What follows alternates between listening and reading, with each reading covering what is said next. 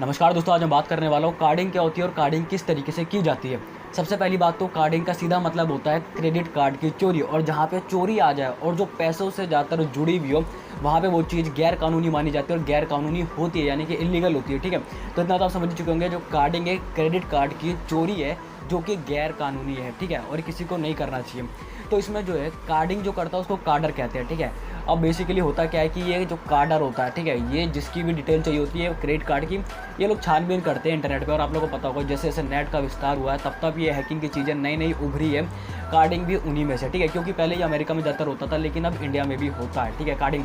इसका पहले मैं आपको एक उदाहरण देता हूँ, फिर उसके बाद मैं आपको बताऊँगा कि आखिर ये लोग कैसे करते हैं। ठीक है, सबसे पहले मैं आपको बताता हूँ, आपने देखा होगा कई बार जो है मैंने 2 वेबसाइट का अभी तक रिव्यू करा। ठीक है, कि एनबटो हो गया और एक वेले बाज़ार हो गया। ठीक है, जिसमें जो है मैंने बताया था कि ये वेबसाइट वेले बाज़ार तो दिखने में बिल्कुल प्रोफेशनल लगती है, लेकिन उसमें काफ़ी ज़्यादा नेगेटिव रिव्यू थे। ठीक है, जो एनबट होता है वहाँ पे जो महंगी चीज़ थी वो सस्ती आपको देखने को मिलती है। यानी कि आपने भी कई बार गूगल पे सर्च करा होगा जो कोई भी सामान को, तो हो सकता है कि दूसरी वेबसाइट पर बहुत ज़्यादा महंगा हो, लेकिन कई वेबसाइट पर वो बहुत ज़्यादा सस्ता हो।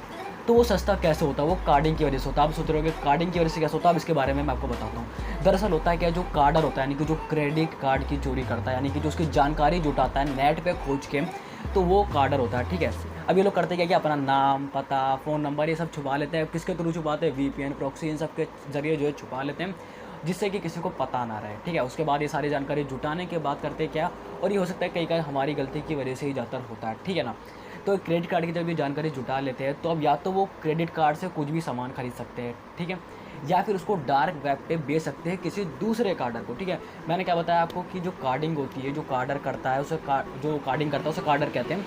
अगर वो अपनी जानकारी को छुपा के सामने वाले की क्रेडिट कार्ड की जानकारी को ले लेता है, अब उसका काम हो चुका। ठीक है, वो 2 तरीके से जो है इसका इस्तेमाल कर सकता है। पहला, या तो क्रेडिट कार्ड का जो जानकारी उसने जुटाई है उसको डार्क वेब पे वो बेच सकता है किसी दूसरे कार्डर को। ठीक है, और ये सारी चीज़ें डार्क वेब पे लीगल चीज़ें चलती रहती है। ठीक है ना।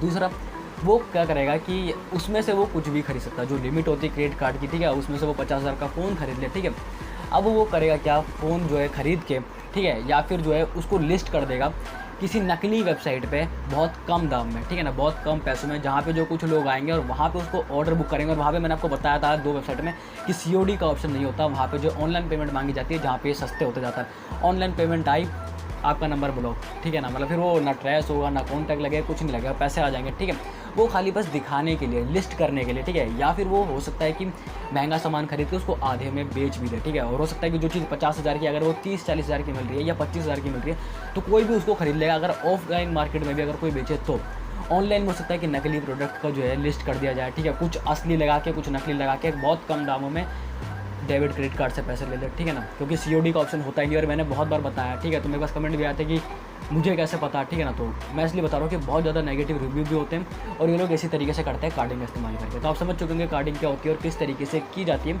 अपनी डिटेल को छुपा के सामने वाली को जानकारी लेके। ठीक है ना, 2 तरीके से करते हैं, या तो ये डायरेक्ट वेब पे बेचते हैं दूसरे कार्डर को, या फिर नकली वेबसाइट बनाते हैं और पैसे लेके आपका नंबर मतलब डिलीट कर देते हैं। या इंस्टाग्राम, फेसबुक ये सब पे भी ये सब बहुत होता है। ठीक है ना, अब रही बात अगर कार्डिंग से बचना है तो क्या करें, इसके मैं कुछ पॉइंट आपको बताऊंगा जो कि नॉर्मल है। ठीक है ना, सबको पता रहता है। सबसे पहले तो जो है कोई भी जो नकली वेबसाइट होती है, ठीक है, मतलब कोई भी वेबसाइट पर पहले आपको छानबीन करनी है, यानी कि उस पर HTTP और HTTPS को आपको देखना है। ठीक है, और ये चीज़ सबको पता है, बहुत बार मैं पहले भी बता चुका हूँ। इसमें एक ताला लगा आता है HTTPS में, और HTTP वाले में तो जाना ही नहीं है। HTTPS वाले मतलब सिक्योर होती है। ठीक है ना, एक तरीके से वो।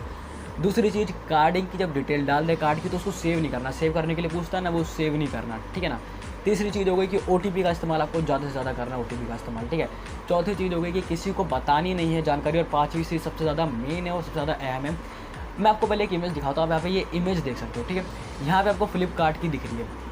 अब जो आपने फ्लिपकार्ट की वेबसाइट देखी, आपको क्या लगता है ये असली है या नकली है?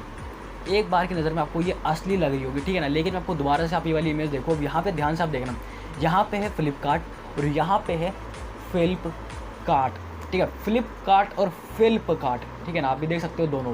अब मैं इसको हटा देता हूँ इमेज को। अब आपने देखा ही होगा कि यहाँ पे मैंने आपको जो इमेज दिखाई वहाँ पे फ्लिपकार्ट और फ्लिपकार्ट था। अब आप समझ सकते हो ऐसी वेबसाइट कहीं होती है। अब इससे मैं क्या समझाना चाहता हूँ आप समझ चुके होंगे। ठीक है, तो ऐसी वेबसाइट पे आपको फंसना नहीं है, ध्यान से उसके नाम को पढ़ना है, URL को पढ़ना है कि सही वेबसाइट है कि नहीं है। हो सकता है पहली नज़र में सबको एक जैसी लगे, तो ऐसी फर्जी वेबसाइट बहुत होती है तो एक जैसी लगती है, इस पर डिटेल तो डालनी ही नहीं है। ठीक है ना, तो ये कुछ 5 पॉइंट थे जो कार्डिंग से बचा जा सकता है। बाकी मैंने आपको सारी चीज़ें कार्डिंग की ज़्यादातर बता दी है। ठीक है, बाकी ये जितना नेट और बढ़ेगा, ये हैकिंग की चीज़ें और आएगी, जितना उभरेगा और ये हैकिंग का विस्तार होगा, ठीक है ना। तो फिलहाल इस वीडियो में इतना था कार्डिंग को लेकर। उम्मीद करता हूँ आपको इस वीडियो के थ्रू कुछ जानकारी ज़रूर मिली होगी।